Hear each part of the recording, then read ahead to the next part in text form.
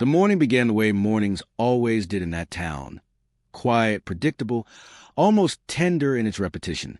The sky over the school was pale and undecided, caught between night and day. The kind of sky students barely noticed as they hurried inside with backpacks slung over one shoulder in sleep, still clinging to their faces. It was a weekday in the spring of 1994. No one would remember the exact date years later without checking the calendar, because nothing about it felt important at the time. That was the cruelest part. Nothing about that morning announced itself as the beginning of a mystery. Inside the school, fluorescent lights hummed awake. Lockers slammed open and shut like punctuation marks in a sentence no one was reading closely. Sneakers squeaked against polished floors. Somewhere down the hall, laughter burst out and then dissolved, replaced by the low, constant murmur of voices. Teachers sipped coffee from chipped mugs.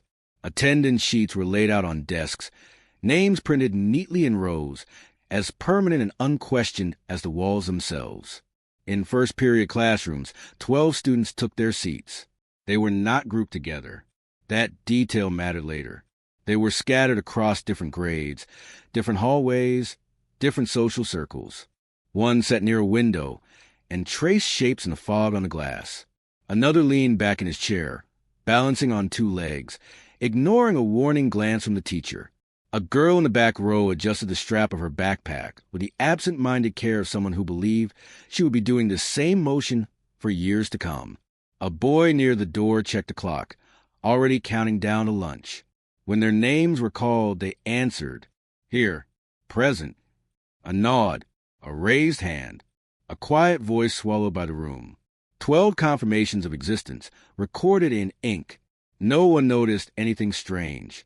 No alarms went off in anyone's mind. No teacher paused with the feeling that something was wrong. And that, too, would become important later. Because when people look back on tragedies, they often search desperately for a moment they could have recognized as a warning. But this morning offered none. It gave only normalcy, wrapped so tightly around the day that it felt safe.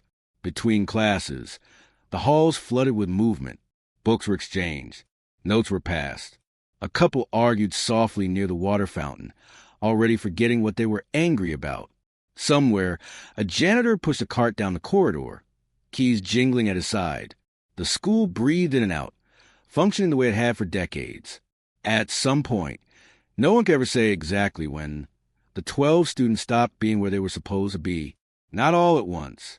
Not in a way that drew attention. One didn't show up to second period. Another never arrived at lunch.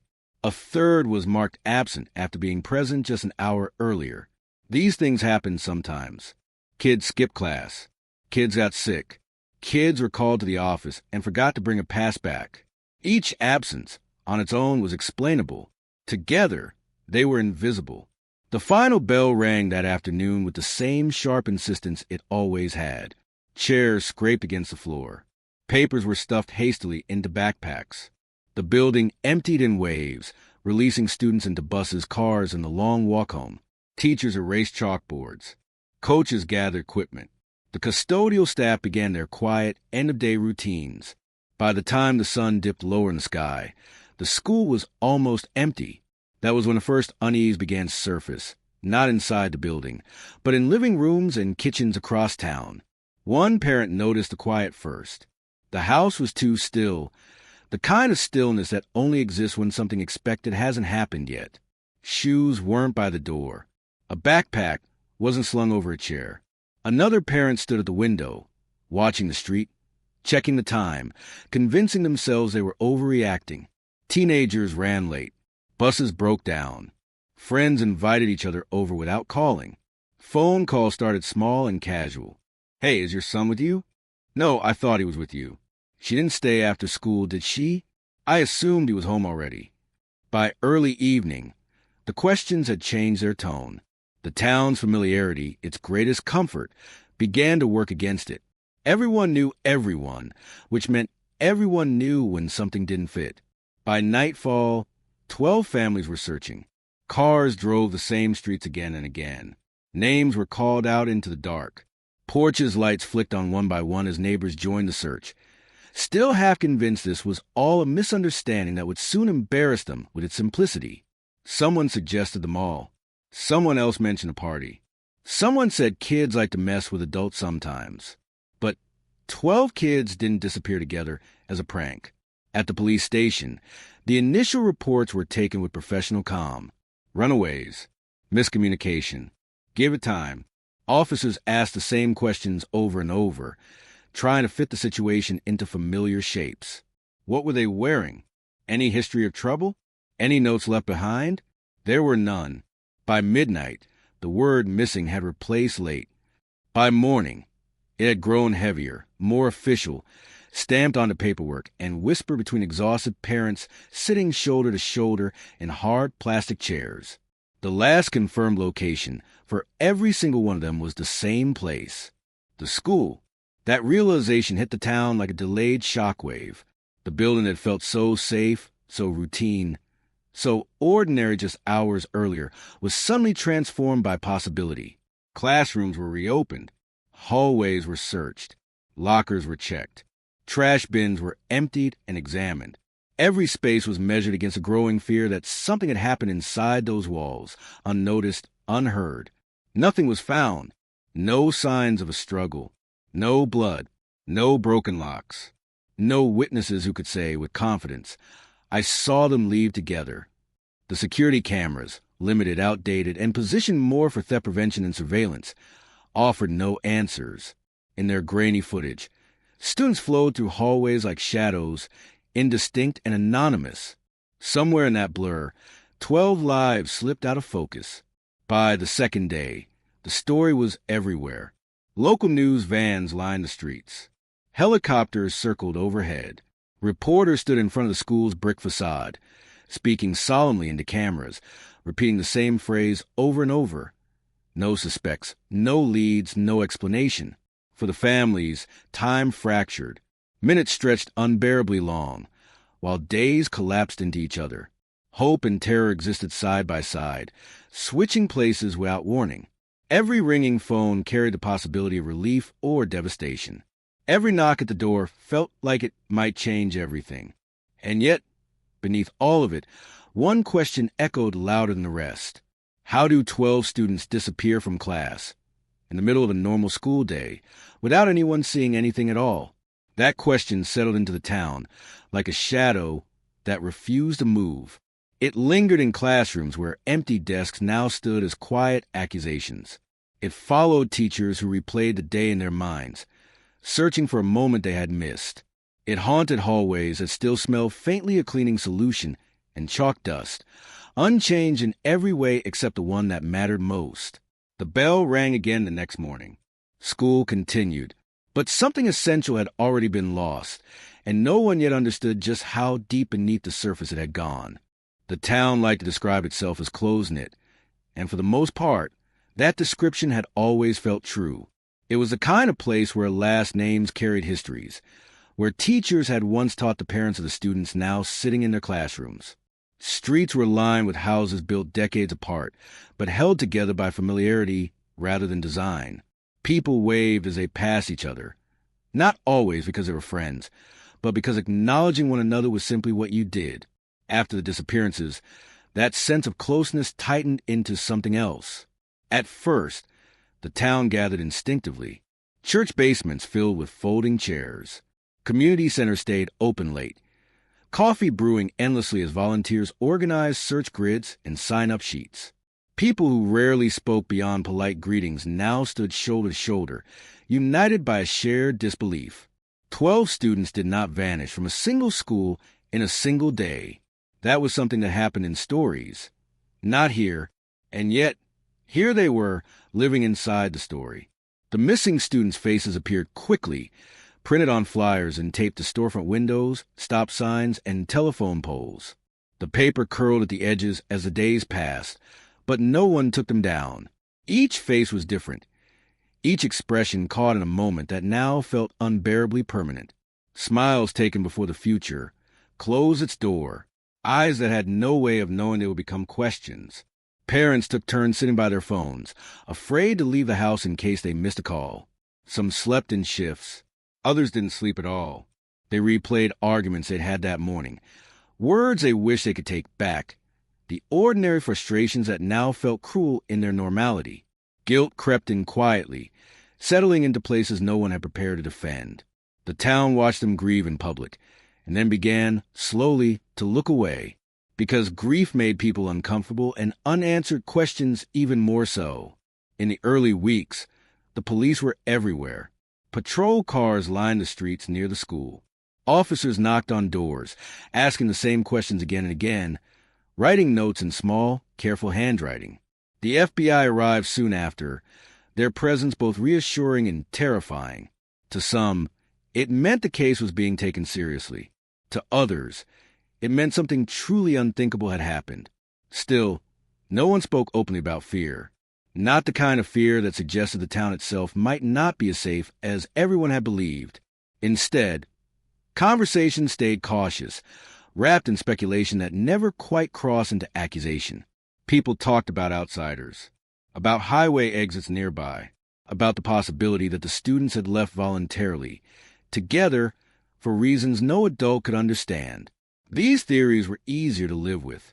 They placed the danger somewhere else, beyond the town's borders. But beneath those careful discussions, something else was happening. Silence was taking shape. Teachers avoided certain topics in class.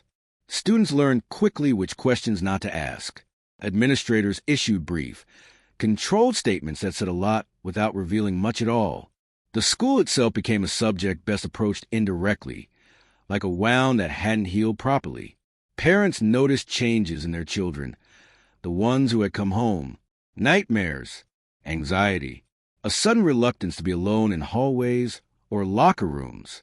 But even then, the conversation stopped short. No one wanted to plant ideas. No one wanted to be the person who suggested the unthinkable, that whatever had happened might have involved someone they knew. In a town built on familiarity, suspicion was a dangerous thing.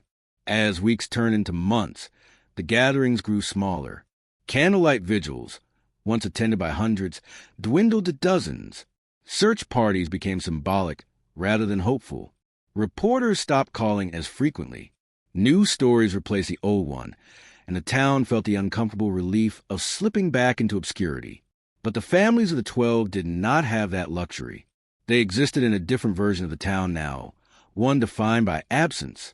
Empty bedrooms were left untouched, as if disturbing them might erase the possibility of return. Some parents kept their children's phones charged, just in case. Others couldn't bring themselves to change the voicemail greeting. Time moved forward around them, but they remained anchored to a single day in 1994. Within the town, opinions hardened quietly. Some residents believed the students had run away, influenced by one another, caught up in something reckless and tragic. Others believed there had been foul play, but preferred not to say so aloud. A smaller group, rarely acknowledged, believed the truth was closer than anyone wanted to admit. These beliefs were never debated openly. They surfaced in half-sentences, in looks exchanged across grocery store aisles, in conversations that stopped when someone else entered the room. The town's closeness, once a source of comfort, now acted as a kind of pressure system, keeping certain thoughts compressed and out of sight. The school board meetings became exercises in restraint. Questions were asked carefully. Answers were phrased even more carefully. Renovations were discussed. Budgets were approved. The building remained open, filled with students who were now acutely aware of the space around them. Lockers felt narrower. Hallways felt longer. The gym, once loud and chaotic, carried a strange echo that no one could quite explain. Still, no one suggested closing the school. To do so would have been an admission that something was wrong, not just with the past, but with the present. And so life continued unevenly. New students enrolled who had never known the missing 12. Their names faded from daily conversation, surviving mostly in anniversary news segments and the occasional memorial mention. For those who remembered, the disappearances became something like a shared scar, visible, but rarely touched. The town learned how to function around it. People married. Businesses opened and closed. Children were born who would one day attend the same school, walk the same halls, unaware of the layers beneath their feet. The older generation carried the memory quietly, unsure of how to explain it, or whether they should, because explaining it meant admitting something else, that the town had chosen, consciously or not, to stop asking certain questions, not because the answers didn't matter, but because they might demand too much. Accountability, disruption, the shattering of the belief that evil always came from somewhere else. By the time the first decade passed, the case was officially cold. Files were boxed up, labeled, and stored away. The language changed from when they come home to if. Hope did not disappear entirely, but it learned how to speak more softly. And yet, beneath the routines and reassurances, the silence remained. It settled into the town's foundation, becoming part of its structure. It lived in the spaces between what was said and what was avoided, in the way people still lowered their voices when talking about the school, in the way some parents insisted on walking their children inside, even years later. This was a town built on familiarity. And familiarity, when left unquestioned, had a way of hiding things in plain sight. Long before anyone knew about chambers or blueprints or hidden spaces, the town had already learned how to look away, just enough to survive, but never enough to heal. When investigators returned to the school, they came armed with clipboards, measuring tape, and an almost obsessive need to impose order on something that refused to behave logically. The chaos of the first days had passed. What remained was the work that followed disbelief, the careful reconstruction of time. If 12 students had disappeared, then somewhere, somehow, time itself had fractured. The only way to find that fracture was to map every minute that led up to it. They started with what felt most solid, attendance. Attendance sheets from that morning were pulled and laid side by side. 12 names appeared exactly where they were supposed to be, marked present in ink by different teachers, in different classrooms at different times. This detail both reassured and disturbed the investigators. It meant the students had arrived at school. It also meant their disappearance happened after that confirmation, inside a building filled with hundreds of people. From there, the timeline began to thin. Teachers were asked to recall the day in detail, even the parts that felt insignificant at the time. Who left class early, who asked to use the restroom, who seemed distracted. Memory, under pressure, proved unreliable. Some teachers were confident at first, then less so. Others second-guessed themselves constantly, terrified that a forgotten detail might hold the answer. One teacher remembered a student raising their hand near the end of class, asking to be excused. Another thought a different student had already been gone when the bell rang, but couldn't be certain. These recollections overlapped in strange ways, creating a patchwork of certainty and doubt. No single moment stood out as the point of disappearance. Instead, there were gaps, small, unremarkable gaps, that widened the closer investigators looked at them. Hall passes were examined next. Some were missing, others were returned late. A few bore times that didn't align with the class schedule. None of this was unusual on its own. In any school, on any day, such inconsistencies existed. But here, they clustered around the same names. The same 12 names. Lunch schedules were reviewed. Cafeteria workers were interviewed. Cash register receipts showed fewer transactions than expected for that period. But again, not enough to raise immediate alarms. One worker thought she remembered serving one of the missing students. Another wasn't sure. The lunchroom was loud, crowded, chaotic by design. Faces blurred together. Memory faltered. Investigators walked the hallways themselves, timing how long it took to move from one classroom to another. They noted blind spots, corners not covered by cameras, stretches of hallway where supervision was minimal. They marked stairwells, storage rooms, maintenance closets. The school was older than most people realized, expanded and renovated in phases that reflected different eras, different priorities. Blueprints were requested. What arrived was incomplete. Sections of the building were documented clearly: classrooms, offices, main corridors. Other areas were vague, represented by blocks and labels that lacked detail. Storage, utilities, access, the kind of spaces rarely questioned unless something went wrong. Investigators asked about substitutes who had been on campus that day, about maintenance staff, about anyone who didn't usually work in the building, but had reason to be there. Names were checked, alibis confirmed. Nothing held. The timeline continued to resist them. According to official records, some of the students should have crossed paths. 2 were scheduled to pass through the same hallway, within minutes of each other. Another pair had back-to-back classes near the gym. Yet no one remembered seeing them together. No group movement. No sign of coordination. This absence of overlap was as troubling as it was puzzling. If the disappearances had been planned, they were planned with impossible precision. If they were spontaneous, they were disturbingly silent. Security footage was reviewed frame by frame. The technology was outdated even by 1994 standards. Grainy black and white images captured at awkward angles. Students appeared as blurred shapes, indistinct and anonymous. Investigators watched hours of footage, their eyes burning as they searched for something recognizable. They found nothing definitive. No group leaving together. No struggle. No moment where 12 became 0. In some footage, a student who matched the description of one of the missing appeared briefly, then vanished off camera. In another, a hallway emptied faster than expected, but there was no clear reason why. Each potential clue dissolved under scrutiny, leaving only more questions. The bell schedule was dissected next.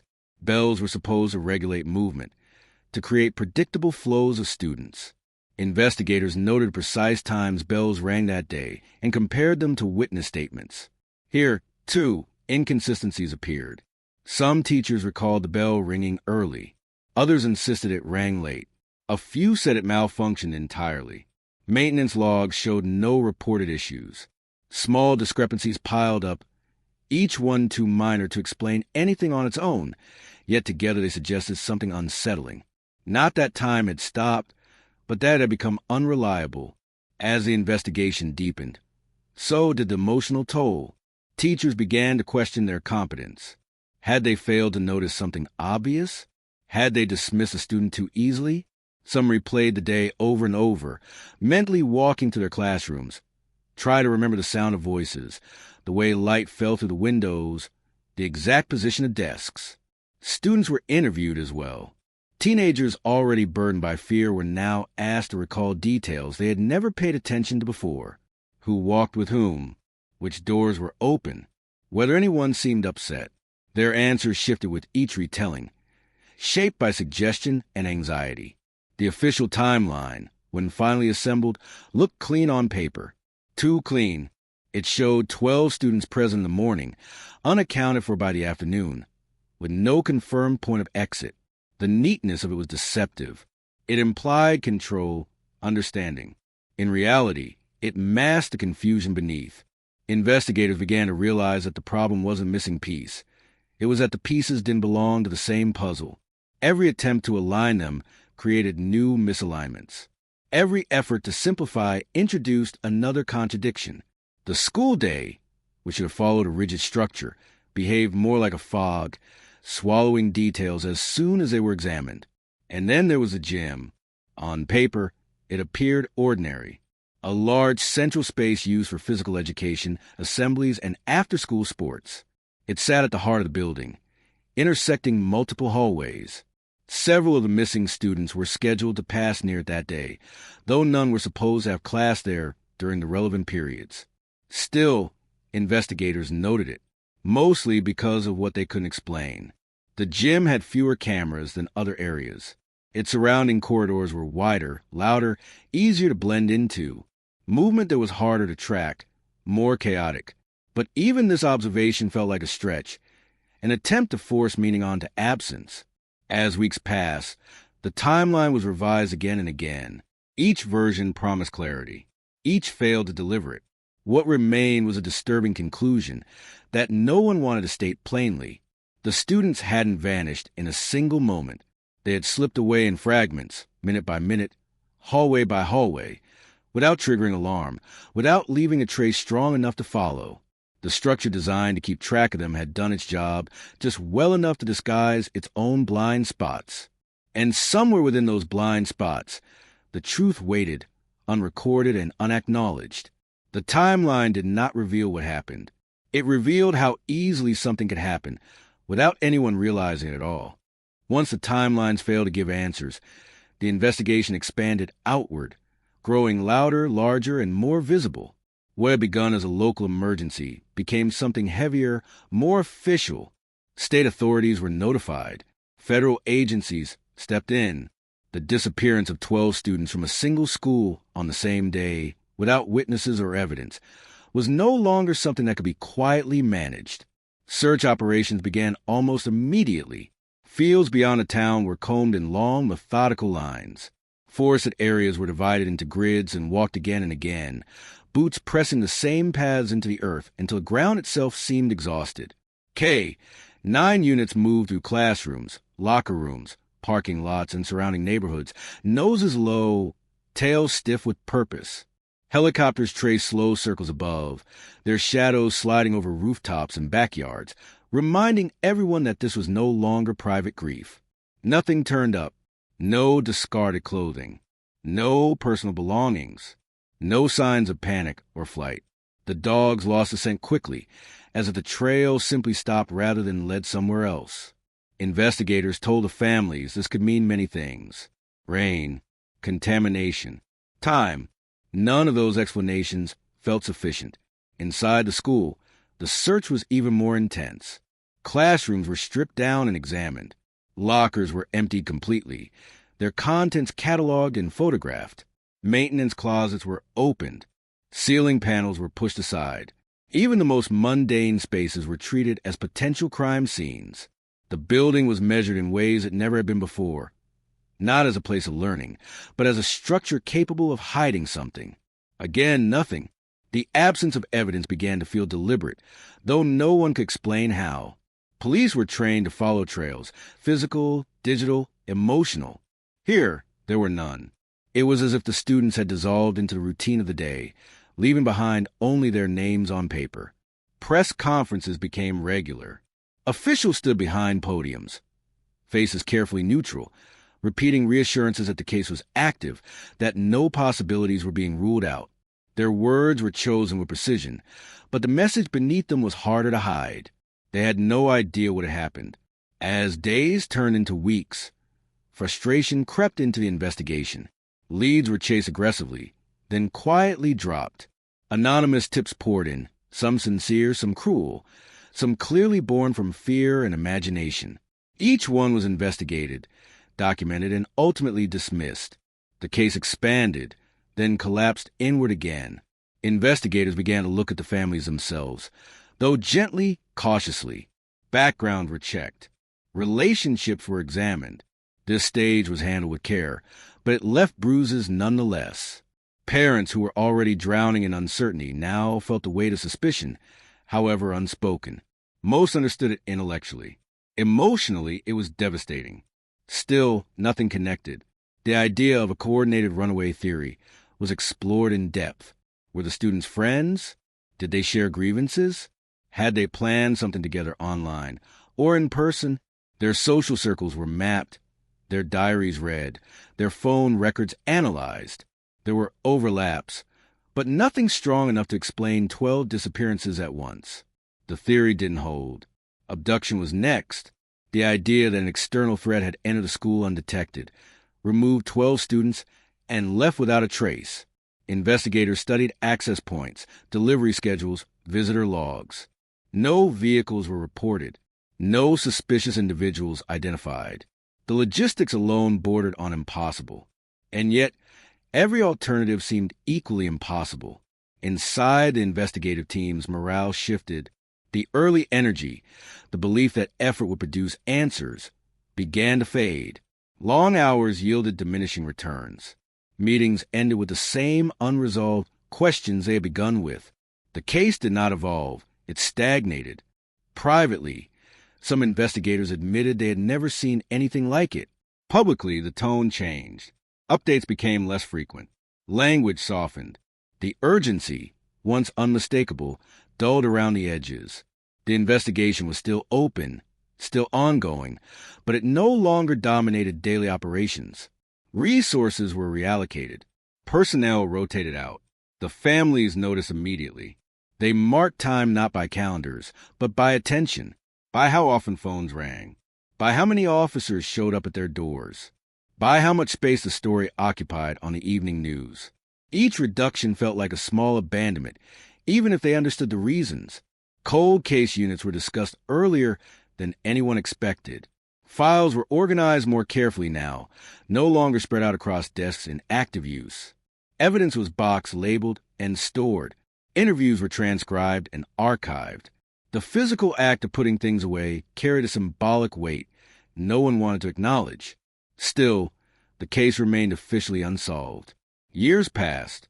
Anniversaries came and went, each one bringing a brief resurgence of attention. New investigators reviewed the files with fresh eyes, hoping distance might reveal what proximity had obscured. They traced the same steps, read the same statements, watched the same footage. They reached the same conclusions. No suspects, no bodies, no explanation.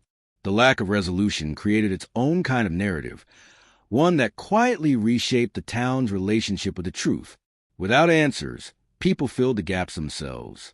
Some believed the investigation had failed due to incompetence. Others believed it had stopped because it was getting too close to something dangerous. No one could prove either.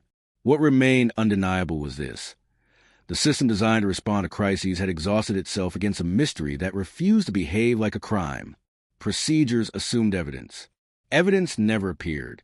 The investigation moved in circles, not because it was careless, but because it had nowhere else to go. For the families, the words, "We're doing everything we can," slowly lost their meaning. Everything had been done. It simply hadn't been enough. By the time the case was officially labeled cold, the town had learned how to live with unanswered questions. Not comfortably, but functionally. Life resumed its rhythms. New students filled the classrooms. Teachers retired. Administrators changed. The school remained open. And beneath all the effort, all the manpower, all the procedural certainty, one truth lingered unspoken but unavoidable. The investigation didn't fail because it stopped too soon. It failed because it was searching in places that made sense, while the answer, whatever it was, did not.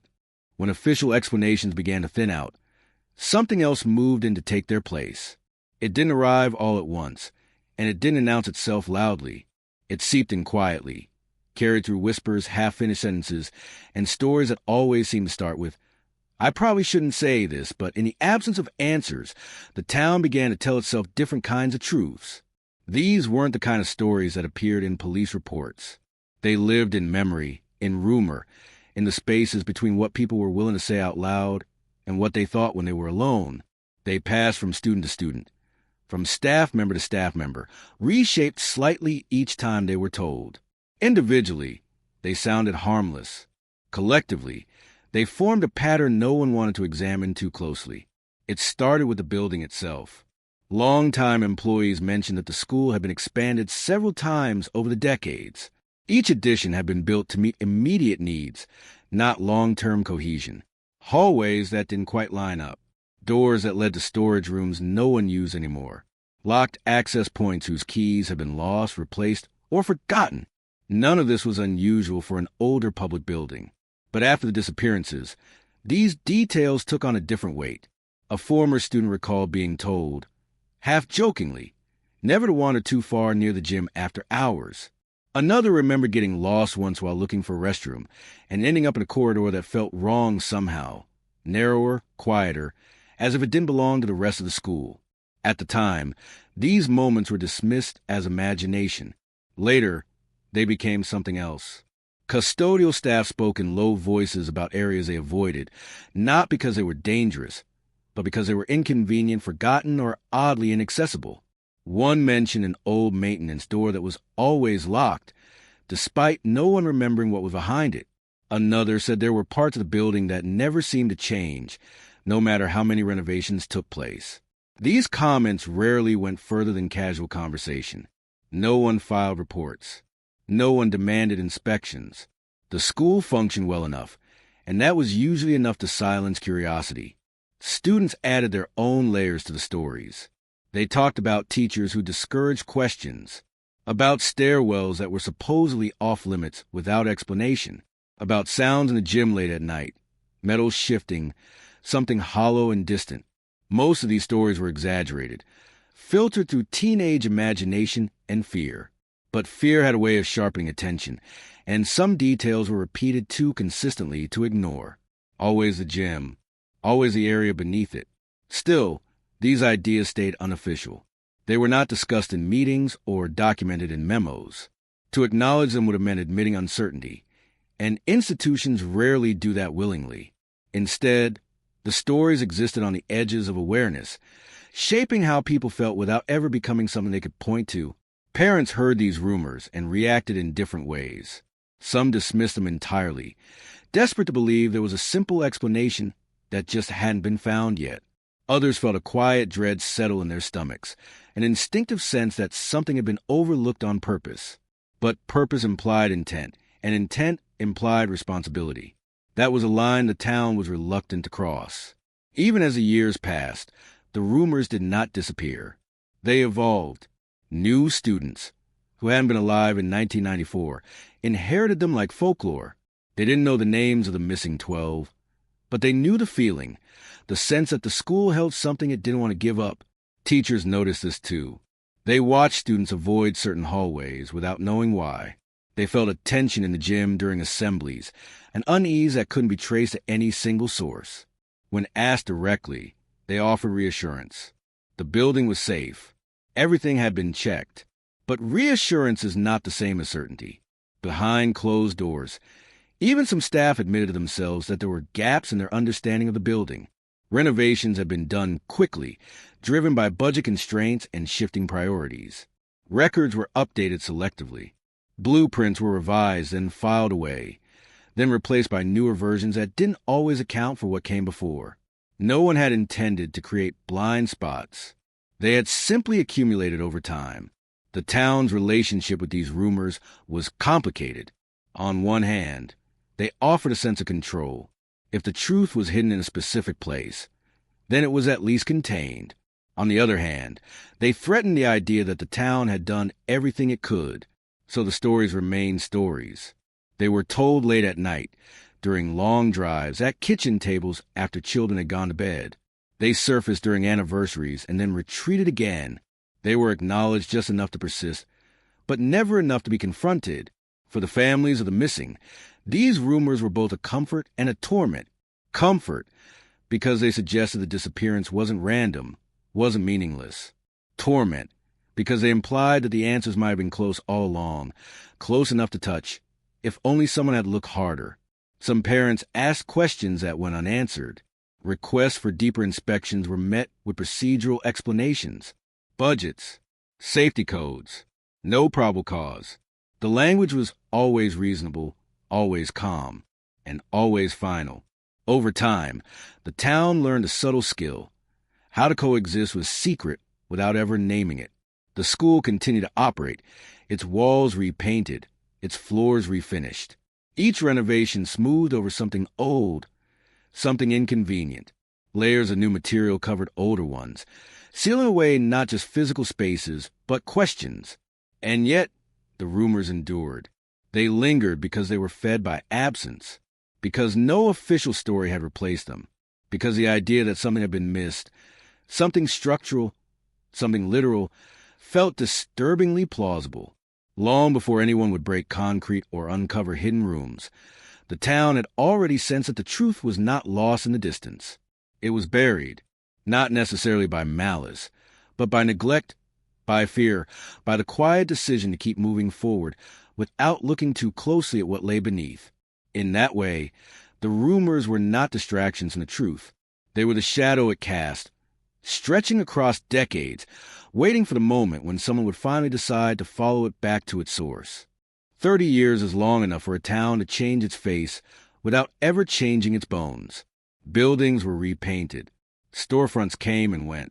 Children who hadn't been born in 1994 now drove the same streets where missing posters once hung in rows. From the outside, it looked like time had done its job. Smoothed the edges, softened the memory, allowed life to continue. But for those closest to the disappearances, time didn't heal anything. It stretched the absence into something vast and shapeless, something that filled every quiet moment. The parents of the 12 aged in ways that went beyond years. Lines formed where certainty had once lived.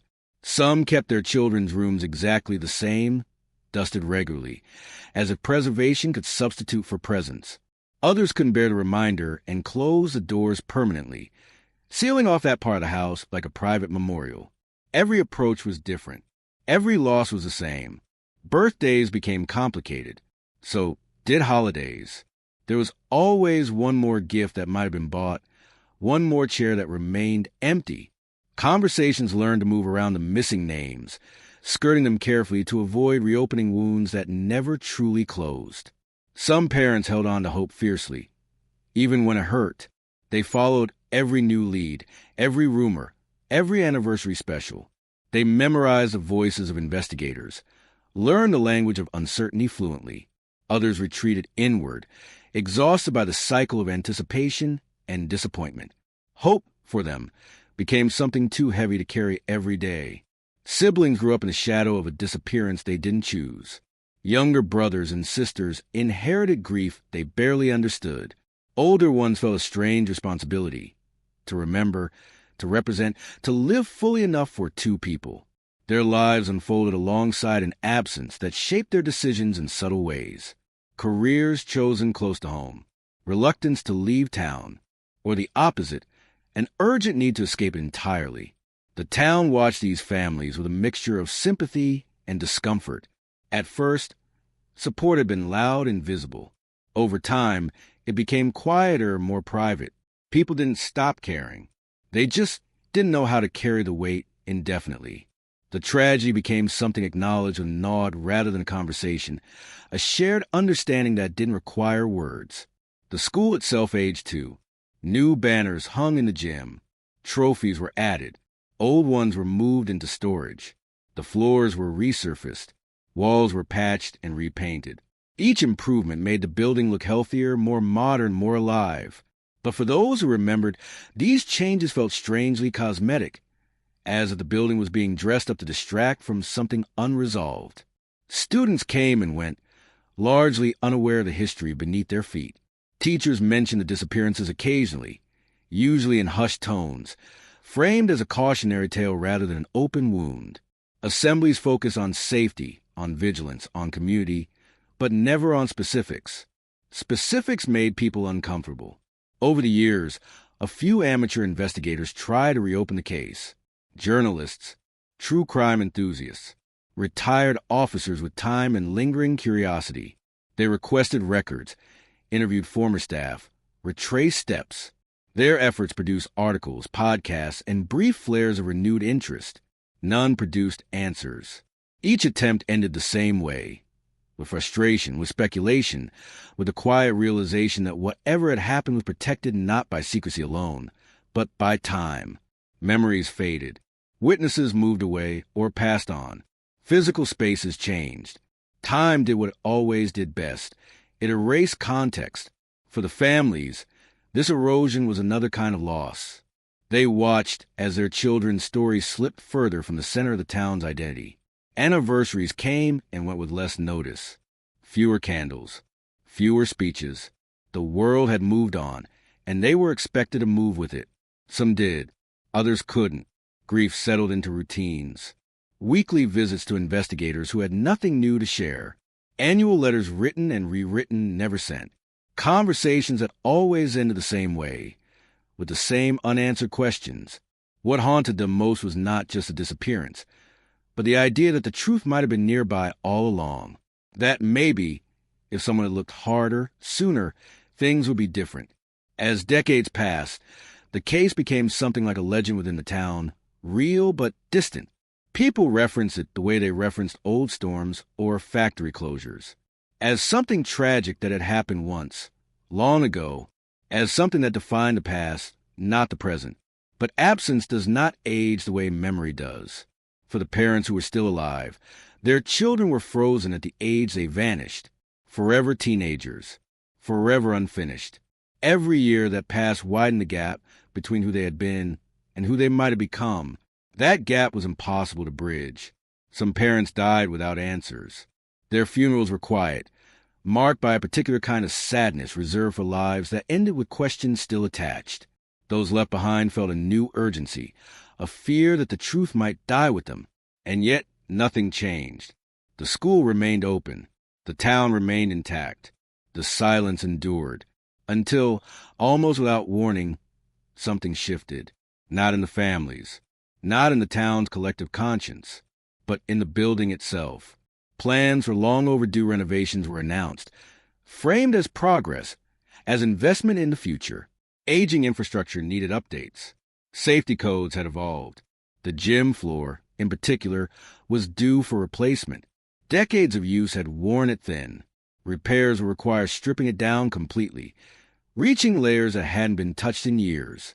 At first, this news meant nothing to most people. But for a few, those who still carried the weight of unanswered questions, it landed differently.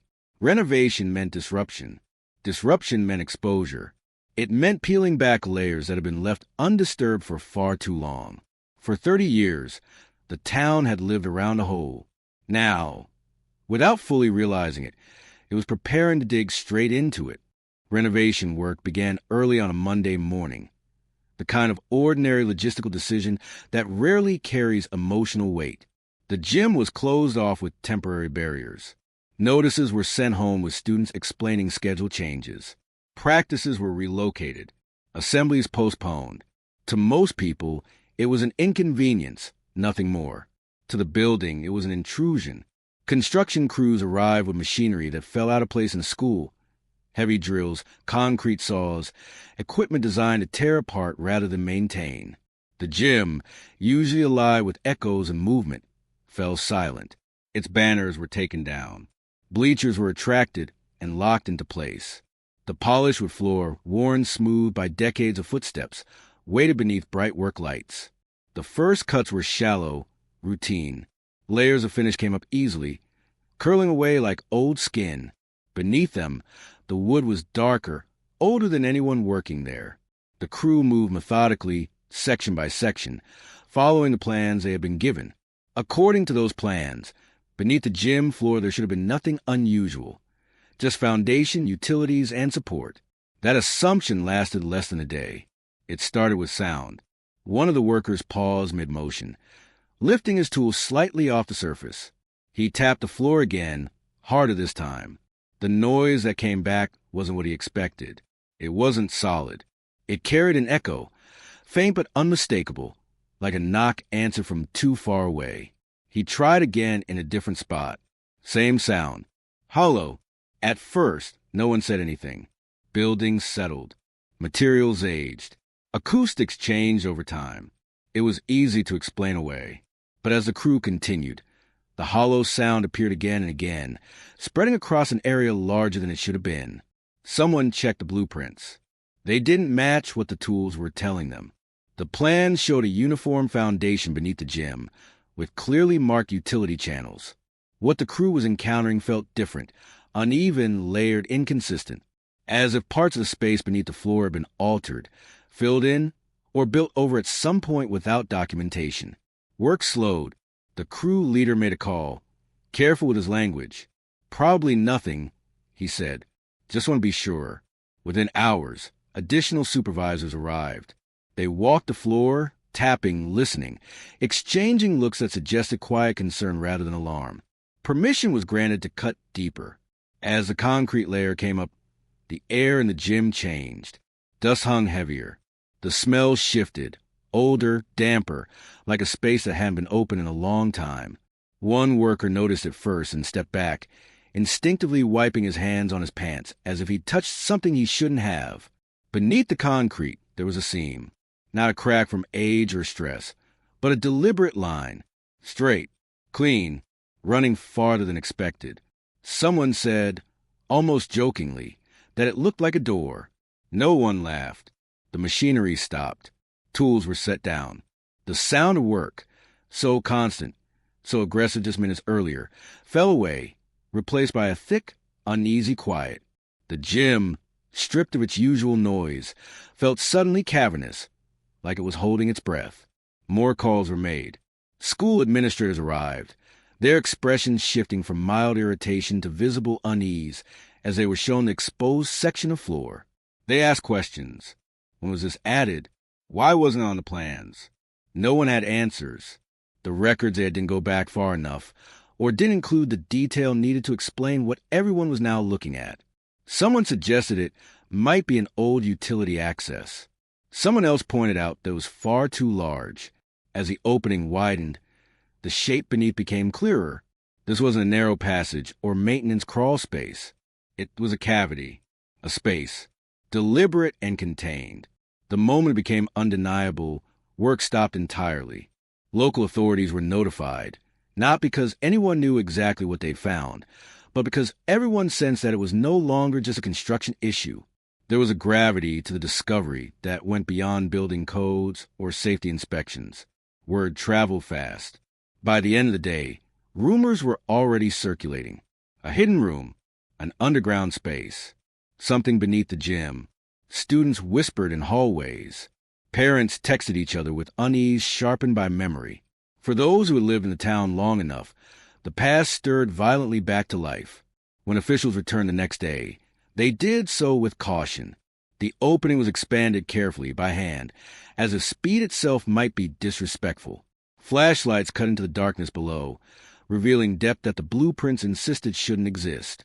Cool air drifted upward, carrying that same old clothes and smell. Someone climbed down first. What they found was not chaos. It was structure, walls, support beams, a floor. The space extended farther than expected, its boundaries disappearing into shadow.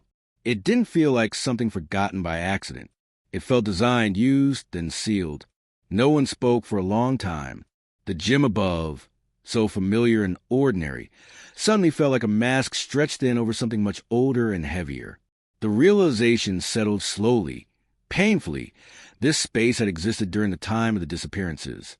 It had been here all along. Authorities secured the area immediately. The school was closed. Access was restricted. Official statements were issued, vague and cautious. An unexpected structural discovery. Out of an abundance of caution, the language was careful, but the implications were impossible to contain. For the families of the 12, the news landed like a physical blow. After 30 years of silence, of speculation, of being told there was nothing left to find, the building itself had spoken. It had revealed a secret that could no longer be dismissed as rumor or imagination. Some parents felt a surge of hope, so sharp it hurt. Others felt dread, heavy and suffocating. The idea that the truth had been so close, beneath a place their children had passed through without a second thought, was almost unbearable. The town gathered again, just as it had decades earlier. But this time, the mood was different. There were no candles, no prayers spoken aloud, just a shared understanding that whatever came next would change things forever. The past was no longer abstract. It had dimensions, walls, depth. Beneath the gym, something had waited patiently for 30 years. And now, finally, it had been found. The first full entry into the space beneath the gym was slow and deliberate, carried out with a kind of restrained reverence that no one had formally requested, but everyone seemed to understand. Temporary lighting was lowered carefully, illuminating surfaces that had not seen light in decades. The air down there felt different, cooler, heavier, unmoving. It carried the quiet weight of a place that had been sealed not just physically, but historically. What emerged was not a single room, but a chamber. Its size alone unsettled those who stepped inside. This was not a narrow tunnel or an improvised cavity. It stretched wider than expected, its ceiling supported by reinforced beams that suggested planning, not accident. The walls were concrete, poured and shaped intentionally, their surfaces marked by age but not decay. This space had been built to last. Footsteps echoed in a way that made people instinctively lower their voices, as if the chamber might be listening.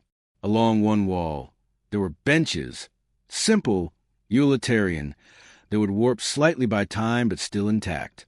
They were positioned deliberately, spaced evenly, as though meant for people to sit and wait.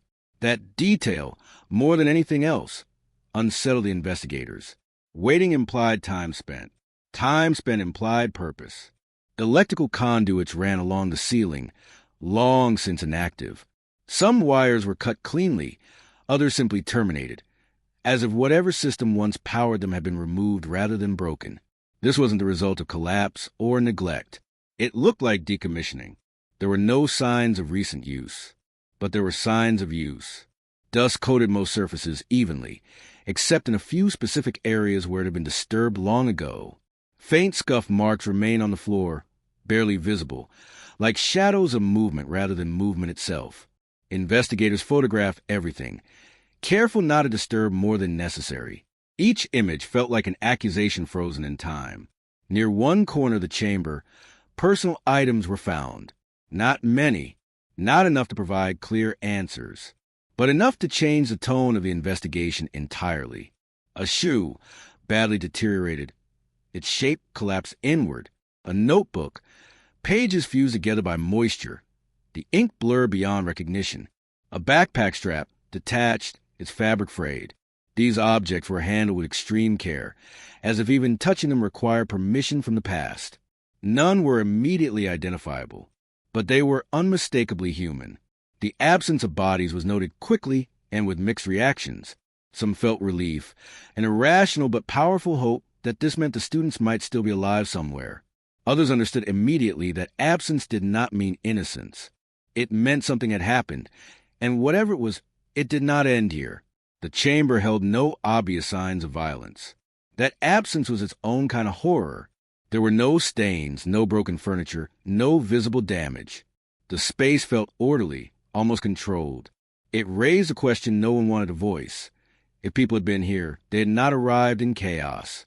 Investigators documented measurements, angles, materials. They traced the chamber's boundaries and compared them to existing blueprints. The mismatch was undeniable. This space did not officially exist. It was not an oversight. It was an omission. How a structure this size had been built beneath a public school, without proper records, was a question that hung heavily in the air. The entrance itself offered no clarity. It appeared to have been sealed from above with professional precision, layered over during a renovation decades earlier. The craftsmanship suggested intent rather than haste. Someone had known this space was here. Someone had decided it should not be accessible. As the findings became clearer, so did the emotional impact for the families. The chamber was both an answer and an insult, proof that something had been hidden, and proof that the search had never truly reached every corner. The idea that their children's disappearance might be connected to a physical space that existed all along was difficult to process. Some parents demanded immediate conclusions. Others asked for time. Grief, reawakened after decades, did not move in a straight line. Experts were brought in, structural engineers, forensic specialists, historians. Each examined the chamber through a different lens. The engineers focused on how and when it had been built. The historians searched for records of earlier construction phases, older funding sources, forgotten contractors. The forensic teams looked for traces, anything that could tie the space to specific individuals or events. Progress was slow. Time had done what time always does. It softened edges. It blurred distinctions. Any organic material had degraded. Any clear forensic timeline had dissolved. What remained were implications rather than certainties. Still, the chamber spoke, not in details, but in contradictions. It was too deliberate to be accidental, too concealed to be benign, too connected to the building to be dismissed as unrelated. Every conclusion pointed back to the same uncomfortable truth. This space had been intentionally excluded from official awareness. The town reacted in waves. Shock, anger, vindication, fear. Those who had spoken of rumors felt grim confirmation. Those who had dismissed them struggled to reconcile their certainty with reality. The school, once defended fiercely, became a symbol of institutional failure. Not necessarily of malice, but of something just as dangerous. Indifference layered over time. Media attention returned with force. Cameras crowded the perimeter. Headlines spoke of secrets uncovered, of long-buried truths. But inside the chamber, away from speculation and narrative, the reality remained stubbornly incomplete. No list of names. No clear explanation. No single moment that tied everything together. Just a space that should not have existed, containing objects that should not have been there, discovered decades too late. As investigators sealed the chamber again, temporarily, The silence returned, but it was no longer the same silence as before. It was heavier, charged with the knowledge that something real had been hidden in plain sight. The question was no longer whether the town had missed something. It was how many people had known and chosen not to look. And beneath the gym, behind layers of concrete and time, the chamber waited, holding its secrets just tightly enough to keep the story unfinished. Once the chamber was documented and sealed, the investigation entered a phase that felt both familiar and profoundly altered. For the first time in 30 years, there was a physical center to the case, a place investigators could point to and say, "This matters." But that clarity brought with it a new kind of frustration, because evidence, when it arrives too late, rarely answers questions cleanly. It complicates them. Forensic teams work slowly, aware that every movement risked erasing what little remained. Samples were taken from the floor, the walls, the benches. Dust was collected and cataloged. Traces of fibers, particles too small to identify with the naked eye, were carefully preserved. Each item was logged, photographed, and sent to labs equipped with technology far more advanced than anything available in 1994. Expectations were high. They were also unrealistic. Time had been unkind to certainty. Organic material had broken down beyond recognition. Any biological traces that might once have existed were now indistinguishable from the background noise of decades. What the labs returned were probabilities, not conclusions. Possibilities, not proof. Some fibers appeared consistent with clothing materials common in the early 1990s. That detail, while notable, was also maddeningly broad. It confirmed nothing that couldn't already be assumed. Other samples suggested prolonged human presence. Skin cells, microscopic debris, but again, without a reference point, these findings floated without anchor. The personal items recovered from the chamber were examined next. Each one carried emotional weight disproportionate to its evidentiary value. A shoe could not be conclusively matched. A notebook yielded no readable writing. The backpack strap offered no serial numbers, no identifiers. These objects whispered to people rather than naming them. They confirmed humanity, not identity. For some families, that distinction was unbearable. DNA testing was attempted where possible, but results were inconclusive. Degradation had done its work too well. The absence of clear matches reopened old wounds without providing the closure that many had hoped for. It was a cruel irony. Technology had advanced, but time had already taken what it needed. Investigators turned their attention back to structure and design. They mapped the chamber in detail, comparing its layout to known construction standards of different eras. Experts estimated it had likely been built decades before the disappearances, possibly during an early expansion of the school. That raised new questions. If the space predated 1994, then its connection to students was not accidental, but neither was it newly created for them. It had been waiting. The question shifted subtly but decisively. Not was the chamber used, but how was it used, and by whom? There was no evidence of forced entry. No signs that the chamber had been breached or broken into. Access, whatever it had been, was controlled. That suggested familiarity. Knowledge. Someone who knew the building well enough to move through it without drawing attention. This realization unsettled even the most seasoned investigators. It reframed the case away from the idea of an external threat and toward something closer, quieter, more insidious.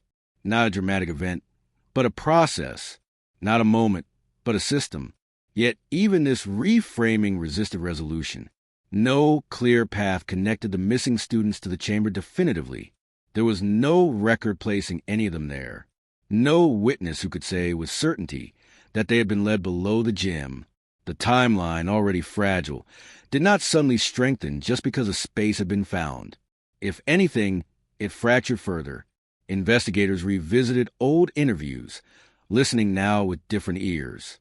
Offhand comments that had once seemed irrelevant took on new meaning. A janitor's mention of restricted access. A teacher's recollection of unusual maintenance work. An administrator's vague explanation for a renovation detail. No one questioned at the time. None of these rose to the level of evidence. But together, they painted a picture of willful ignorance. Not a single decision to hide something, but a series of small decisions not to ask questions, not to push, not to document. Over time, these decisions created the perfect conditions for something to exist without being acknowledged. Public reaction grew more volatile as this reality sank in. Some demanded accountability, names, resignations, apologies. Others urged caution, reminding everyone that speculation could do real harm. The tension between justice and restraint played out in town halls, online forums, and private conversations that often ended in silence. The families were caught in the middle. For them, the chamber was proof that their instincts had been right all along, that the disappearance had not been random, that the truth had been physically present, ignored, and buried. But proof without answers was a thin kind of victory.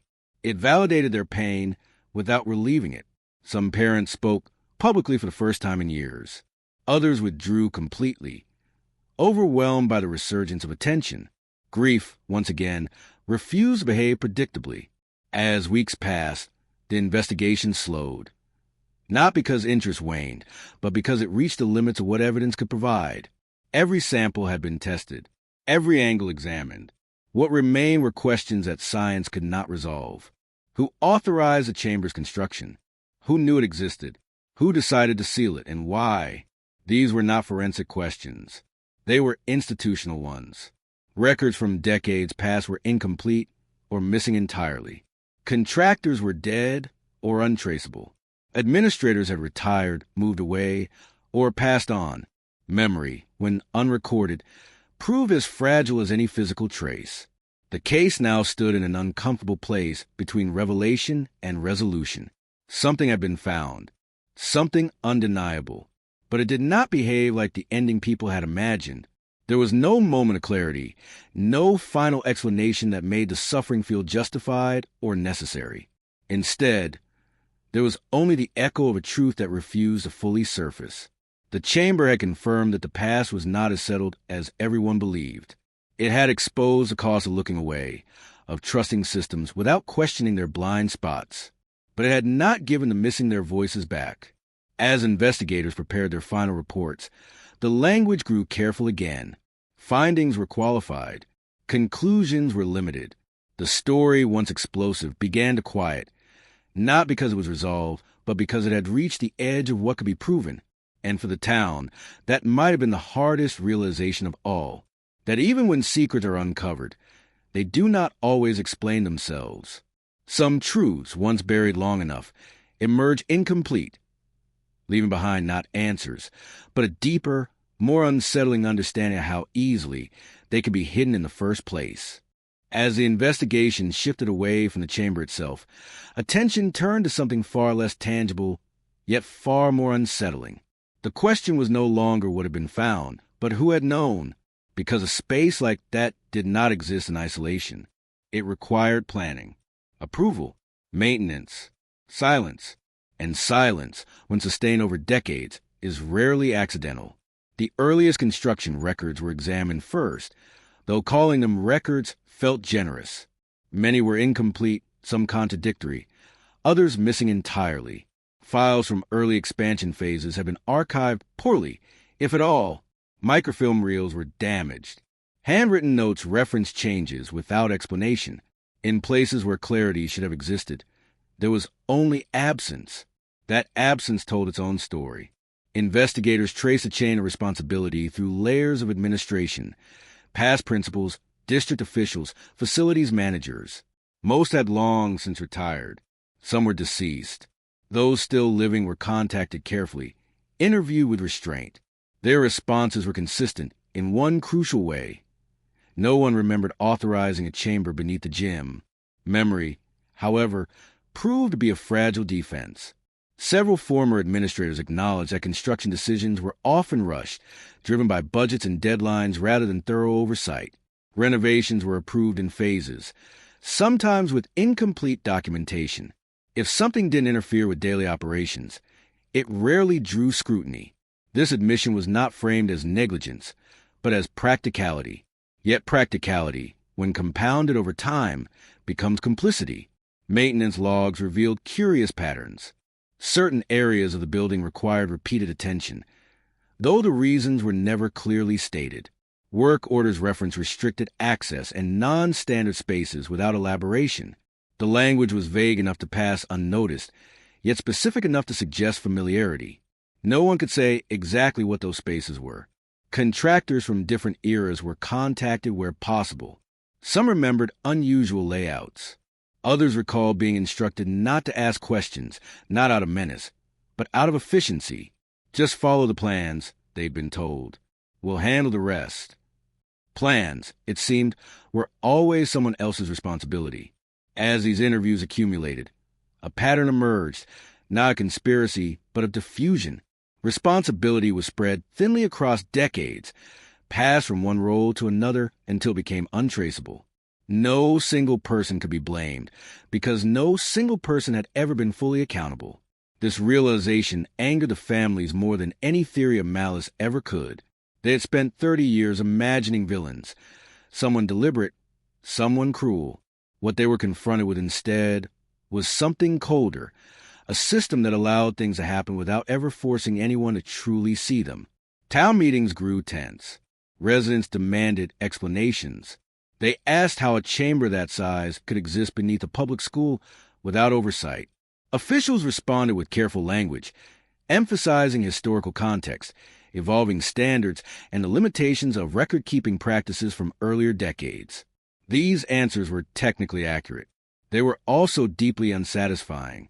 The families pressed harder. They wanted names, not as punishment, but as acknowledgement.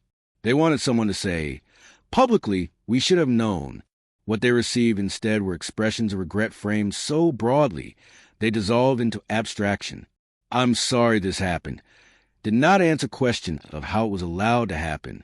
As pressure mounted, legal inquiries were discussed, then quietly shelved. Statutes of limitation complicated matters. Evidence was insufficient to support criminal charges. Civil responsibility was blurred by time and changing jurisdictions. Every path forward seemed to lead into procedural fog. And yet, the moral weight remained. Because even if no laws had been broken, something fundamental had failed. The promise that public spaces, especially those entrusted with children, are monitored, understood, and cared for. The chamber beneath the gym stood as a physical contradiction to that promise. Some officials attempted to distance themselves from the past, emphasizing that current leadership bore no responsibility for decisions made decades earlier. This argument, while logically sound, rang hollow. The institution continued uninterrupted. The authority persisted. Even if the individuals had changed, continuity without accountability felt like another form of silence. Within the town, divisions deepened. Some residents argued that reopening old wounds served no purpose, that the focus should be on moving forward, on honoring the missing rather than assigning blame. Others countered that without reckoning, there could be no honor, only avoidance dressed up as peace. These debates played out in subtle ways. Friendships strained. Conversations ended abruptly. The town's famed closeness began to feel brittle, held together by politeness rather than trust. For the families, the hardest part was a realization that the truth might not involve a single moment of wrongdoing, but an accumulation of indifference.